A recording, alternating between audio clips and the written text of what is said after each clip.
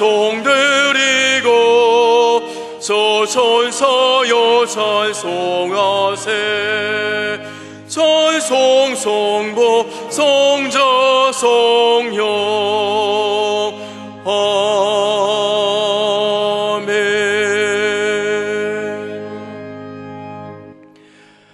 주께서 택하시고 가까이 오게 하사 주의 뜰에 살게 하신 사람은 복이 있나이다.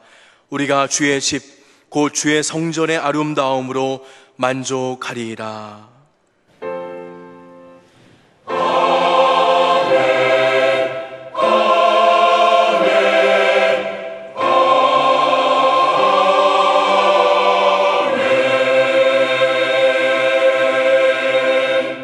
이 시간 하나님께서 우리에게 주시는 구약의 말씀은 사무엘상 12장 1절부터 5절까지입니다. 제가 가진 성경 424쪽입니다. 사무엘상 12장 1절부터 5절까지입니다. 사무엘이 온 이스라엘에게 이르되 보라, 너희가 내게 한 말을 내가 다 듣고 너희 위에 왕을 세웠더니 이제 왕이 너희 앞에 출입하느니라. 보라, 나는 늙어 머리가 휘어졌고 내 아들들도 너희와 함께 있느니라. 내가 어려서부터 오늘까지 너희 앞에 출입하였거니와 내가 여기 있나니 여호와 앞과 그의 기름 부음을 받은 자 앞에서 내게 대하여 증언하라. 내가 누구의 소를 빼앗았느냐? 누구의 나귀를 빼앗았느냐? 누구를 속였느냐? 누구를 압제하였느냐? 내 눈을 흐리게 하는 뇌물을 누구의 손에서 받았느냐? 그리하였으면 내가 그것을 너희에게 갚으리라 하니 그들이 이르되 당신이 우리를 속이지 아니하였고 압제하지 아니하였고 누구의 손에서든지 아무것도 빼앗은 것이 없나이다 하니라. 사무엘이 백성에게 이르되 너희가 내 손에서 아무것도 찾아낸 것이 없음을 여호와께서 너희에게 대하여 증언하시며 그의 기름 부음을 받은 자도 오늘 증언하느니라 하니 그들이 이르되 그가 증언하시나이다 하니라. 아멘.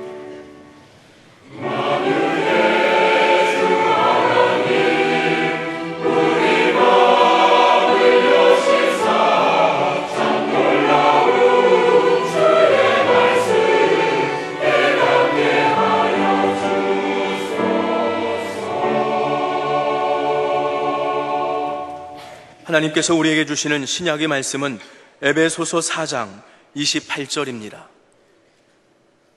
제가 가진 성경 314쪽입니다.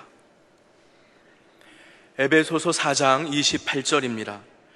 도둑질하는 자는 다시 도둑질하지 말고 돌이켜 가난한 자에게 구제할 수 있도록 자기 손으로 수고하여 선한 일을 하라.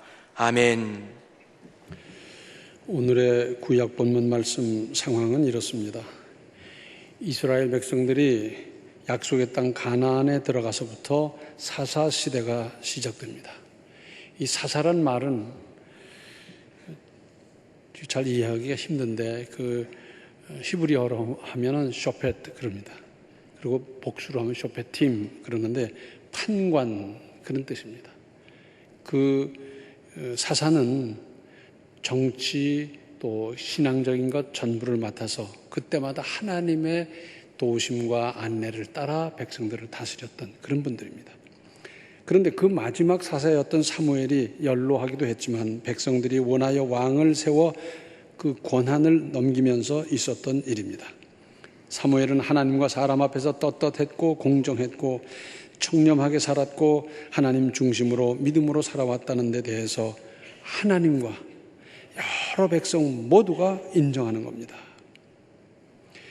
인생을 이렇게 살고 이렇게 마감한 인생 얼마나 좋겠습니까? 오늘의 신약 본문 말씀, 도둑질하는 자는 다시 도둑질하지 말고 돌이켜 가난한 자에게 구제할 수 있도록 자기 손으로 수고하여 선한 일을 하라. 하반절, 가난한 자에게 구제할 수 있도록 자기 손으로 수고하여 선한 일을 하라. 그 중에서도 자기 손으로 수고하여 선을 행하라 하셨습니다. 여기에는 몸으로 봉사하는 것과 기도로 물질로 봉사하는 것을 포함하는데 자기 손으로 하라는 겁니다. 말로 하는 것이 아니고 이론으로 하는 것이 아니라 실천입니다. 언젠가 새해 인사에 이런 말이 유행한 적이 있습니다. 부자 되세요. 부자 다 되세요. 예, 그런 건 아멘 잘하시잖아요. 경제적으로 부자도 되시고, 믿음의 부자도 되시고, 건강의 부자도 되시고, 전부 부자 다 되시기 바랍니다. 특히 기업하시는 분들 사업 잘하시고 이익 많이 내십시오. 그것이 사회와 나라의 경제에 크게 이바지하는 겁니다. 일자리를 창출하고 더 잘 돼서 종업원의 복지를 향상시키고 얼마나 좋은 일입니까?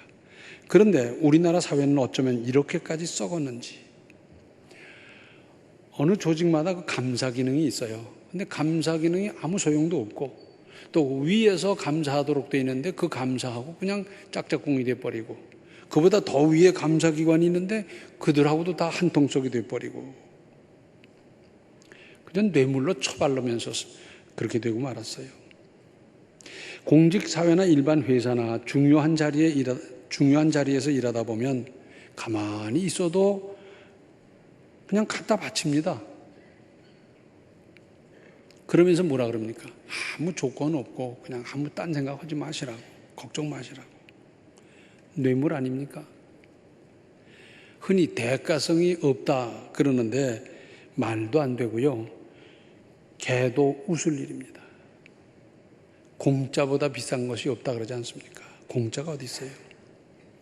한편 많은 사람들이 돈이라면 어쩌면 그렇게도 맥을 못 추는지, 소신도 지조도 팔아먹고, 절개나 사명감도 없고, 자존심도 의기도 없고, 믿음마저 어디로 가버렸는지, 이런 세대를 바라보면서 우리 그리스도인들은 무슨 생각을 하고 계십니까? 돈 필요하고 유익하게 쓸 수 있는 것이 사실입니다.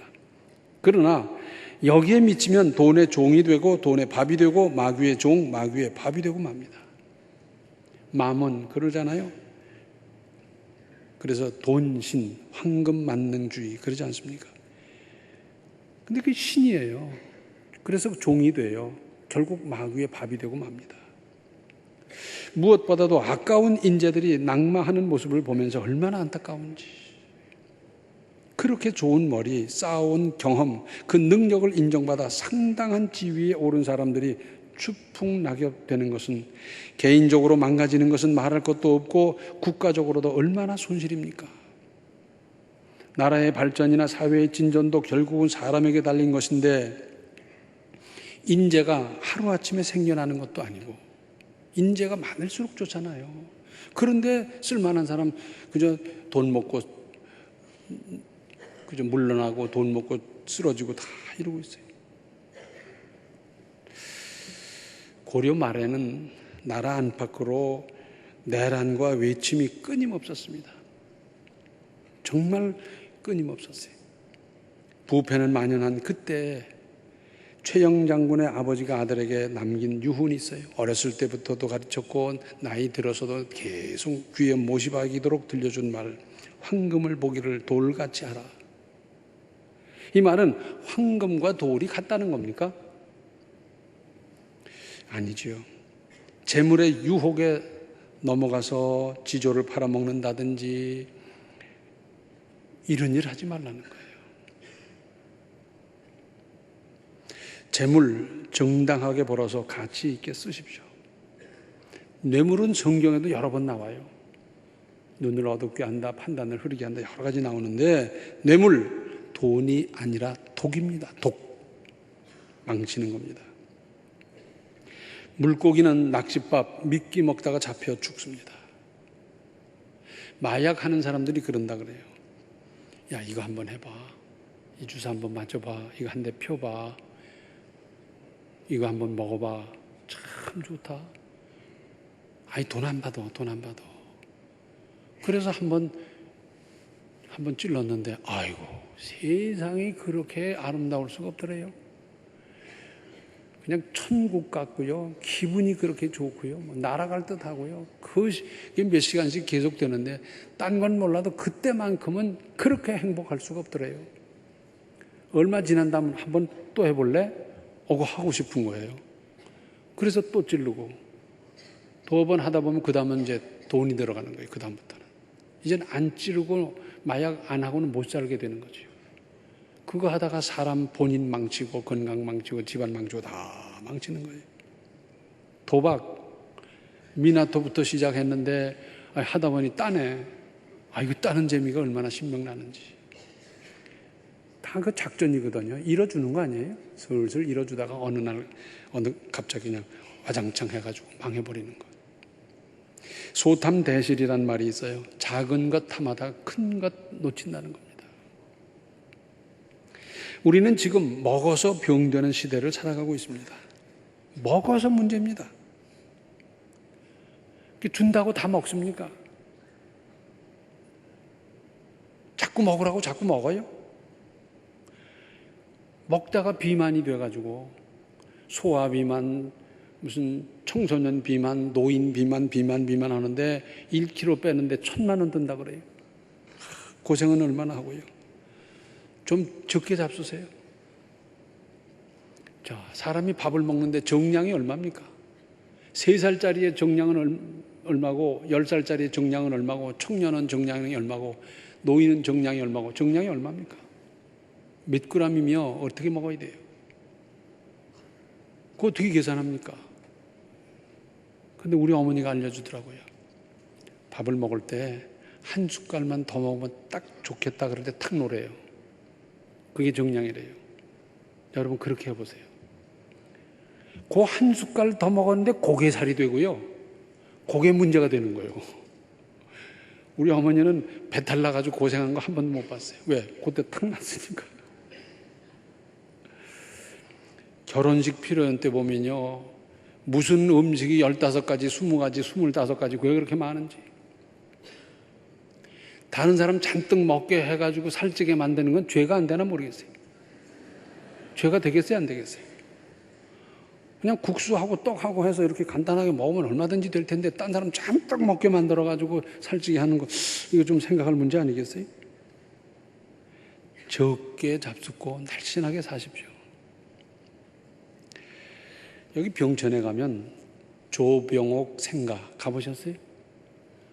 좀 가봐요. 그런데 참. 조병옥 박사는요 그 어려운 일제시대에 미국 유학을 가서 경제학 박사학위를 따고 우리나라에 와서 연희 전문 교수로 가르쳤어요. 근데 가르치면서 독립사상 반일 그런다고 해서 강제로 잘렸어요. 그리고는 이 병천에 와서 사는데 무슨 일을 하려고 그러면 일제가 다 막는 겁니다. 아이들 학교도 못 들어가게 하고요. 아무것도 못하도록 만들어 놓으면서 그러면서 유혹하는 겁니다.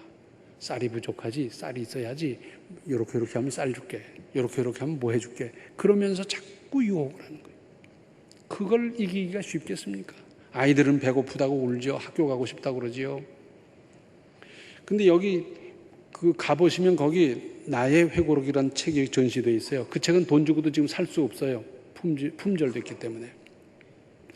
우리나라에서 상당한 지위에 있었던 사람치고 자기가 살았던 인생을 나의 회고록 하면서 회고록으로 남긴 첫 번째 작품입니다. 오래전에 제가 그걸 읽었어요. 그 내용 중에 이런 얘기가 있어요. 아무것도 못하게 손발을 꽉 묶어 놓고 있으니까 어떡합니까? 배가 고파서요. 내가 배고픈 건 그래도 둘째인데 아이들이 배고프다고 우는 거예요. 그래서 내외가 굶은 채로 여주에 있는 처가로 쌀 좀 얻으러 가는 거예요. 굶은 사람이 가다 보니까 가다가 허기가 져서 어떻게 되겠어요? 가다가 앉아서 한참 쉬다 가고 한참 가다 보면 허기증이 나고 막 머리가 휙 돌기도 하고 그런데 얼마를 걸려서 여주까지 가고 거기서 뭐 보리하고 뭐 이렇게 조금 얻어가지고 다시 돌아오는데 얼마나 기가 막히겠어요. 그러면서 내외가 그저 울면서 불렀대요. 옛날에 금잔디 동산에 그렇게 불렀다고 그럽니다. 그러면서 일제의 그 유혹에 넘어가지 않기 위해서 그 가난을, 그 허기를 이기고 이겼던 그분은 해방됐을 때, 우리나라는 그때요, 자칫해서 그때 이미 공산화되고 마는 거예요. 근데 그때 이런 분들이 계셔서 정말 얼마나 투쟁을 하며 수고를 했는지 그때 나라를 보존하는데 큰 일을 하셨어요. 절개를 지키기 위해서 허기를 달래가면서 그걸 극복했던 사람의 이야기입니다. 디모데후서 1장을 보면 디모데를 말하면서 두 가지로 말합니다. 청결한 양심과 거짓이 없는 믿음. 그랬어요. 청결한 양심과 거짓이 없는 믿음. 맑고 진실했다라는 겁니다. 그런 사람을 바울이 픽업해가지고 훈련하고, 그리고는 사도들이 세상 떠나고 바울마저 세상 떠난 그 다음에 영적으로 세계를 책임지는 사람이 됐어요. 아무나 되겠어요? 얼렁떨렁 하던 사람 그냥 붙잡아다가 아무나 시키겠습니까? 다 이 믿음을 지켰던 사람을 하나님 크게 쓰셨어요. 우리 어머니들은 잘 아실 겁니다. 자녀들이 밖에 나가서 놀다가 막 출출하면 뛰어들어와요. 엄마! 간식 주세요. 빵 주세요. 뭐 주세요. 막 그러는데 보니까 뭐 흙탕이 막 엉망진창이 돼 있어요. 그 뭐라 그럽니까? 예, 손부터 씻고 옷 갈아입고 그러고 줄게. 지금 달라고 막 간식부터 내놓으라고, 나 먹고 나서 씻는다고 막 그래. 그리고 끝까지 우기는 거예요. 이게 어린이들만의 이야기입니까? 아이들만의 이야기입니까? 우리는 하나님 앞에서 안 그래요? 하나님 이것만 들어주시면 그 다음부터 어떻게, 하나님 그러실 거예요. 너 회개부터 해라. 너 손부터 씻어라. 너 옷부터 갈아입어라. 그리고 와서 부르짖어라. 하나님 그러지 않겠어요? 이왕 우리가 하나님 믿으면서 좀 바르고 아름답고 깨끗하고 청결하게 믿으십시다. 사무엘이 어떤 사람이냐는 데 대해서 여호와께서 증언하시고 모든 함께 있던 백성들이 그 일생 전체를 바라보면서 다 그렇습니다. 그러잖아요. 이왕 한평생 사는데 사무엘같이 디모데같이 아름다운 인생을 건설하며 살아가시기를 바랍니다. 기도하시겠습니다. 은혜로우신 아버지 하나님, 우리는 생각 없이 바쁘게만 살아왔는지도 모르겠습니다.